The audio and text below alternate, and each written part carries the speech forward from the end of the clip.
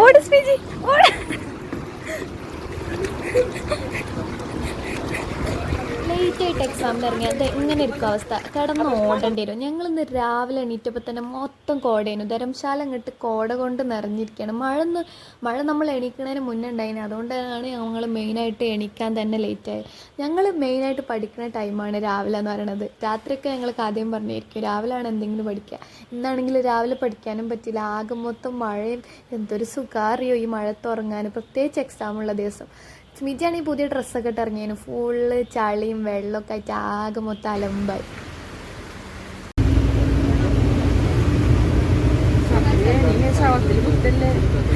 പക്ഷെ ശവത്ത് കുത്തി കഴിച്ചു. അത് പിന്നെ അങ്ങനെയല്ലേ വരുള്ളൂ.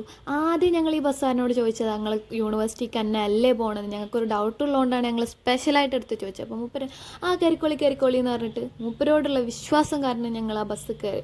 പക്ഷെ മൂപ്പരാണെങ്കിലും 2 കിലോമീറ്റർ മുന്നേ ഞങ്ങൾ നിർത്തിയിട്ട് പോയി. 10 രൂപയും കൊടുത്ത് ഒരു കാര്യം ഉണ്ടായില്ല. ഞങ്ങൾ ഓൾറെഡി ലേറ്റ് ചെയ്യുന്നു. പിന്നെ ഈ നടക്കാത്തതുകൊണ്ട് ഒരേ ഓട്ടം. ഞങ്ങൾ യൂണിവേഴ്സിറ്റി വരുന്ന ഈ പോലീസ് സ്റ്റേഷൻ്റെ ഒക്കെ ഒരു സൈഡിലാണ്. അതുകൊണ്ട് തന്നെ ഫുള്ള് പോലീസൊക്കെ ആയിട്ട് നല്ല ബന്ധമാണ് നമുക്ക്. ഇടയ്ക്കിടയ്ക്ക് ഇങ്ങനെ പോലീസിനെ കണ്ടുകൊണ്ടേയിരിക്കും. പ്രതികളും ഉണ്ടാവാറുണ്ട് ചില സമയത്ത്.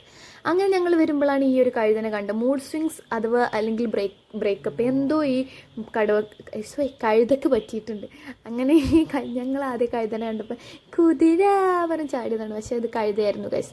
കഴുതാണ് ഭയങ്കര ശോകമുഖമായിട്ട് എങ്ങോട്ടോ നോക്കിയിരിക്കുകയാണ്. ബ്രേക്കപ്പായി എന്നാണ് നമുക്ക് തോന്നണത്. പിന്നെ അധികം നമ്മൾ സങ്കടപ്പെടുത്താൻ പോയില്ല. പിന്നെ വീണ്ടും ഞങ്ങളുടെ ഓട്ടായിരുന്നു. സ്മിജിയും ഷിഫയും കൂടി പഠിക്കാൻ പറ്റാത്ത വിഷമത്തിലാണ് ഈ ഓടുന്നത്.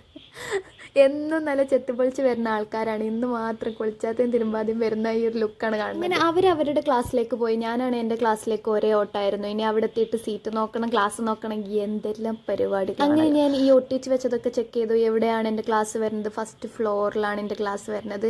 അതും നോക്കി സീറ്റും നോക്കി ഒരേ ഓട്ടമായിരുന്നു. ഇത് ഗ്രൗണ്ട് ഫ്ലോറാണ്. ഫുള്ള് മഴയായിട്ട് ആകെ മൊത്തം അലമ്പാണ് ഈ ഗ്രൗണ്ട്. നിങ്ങൾക്ക് എൻ്റെ യൂണിവേഴ്സിറ്റീൻ്റെ ഫുൾ വീഡിയോ കാണണമെങ്കിൽ എൻ്റെ യൂണിവേഴ്സിറ്റീൻ്റെ വീഡിയോ ഞാൻ അപ്ലോഡ് ചെയ്തിട്ട് നിങ്ങൾക്ക് കാണാവുന്നതാണ്. ഇത് വന്നപ്പോൾ തന്നെ ഹിയയുടെ ഒരേ ഷോ ആണ്. പിന്നെ ഇത് സമിത ഹിയ ആസാമാണ്, സമിത ഹിമാചൽ തന്നെയാണ്. ഹിമാചൽ പഞ്ചാബ് ബോർഡറിലാണ് വരുന്നത്.